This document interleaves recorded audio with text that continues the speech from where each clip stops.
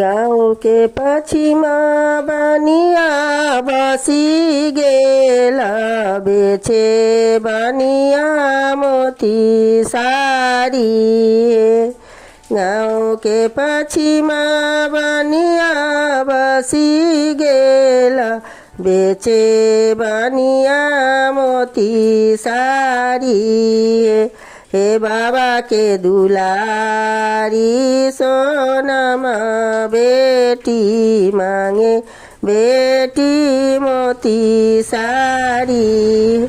हे पापा के दुलारी सोनमा बेटी मांगे बेटी मोती सारी। विपत लगार बेटी जालमा लेला कहाँ पाएबा मोती सारी। हे सम्पत घर बेटी बिया करमा हुई पैहा मोती सारी।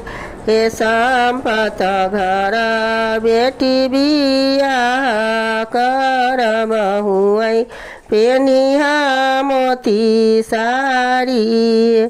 गाउँ के पछिमा बनिया बसी गेला बेचे बनिया मोती सारी।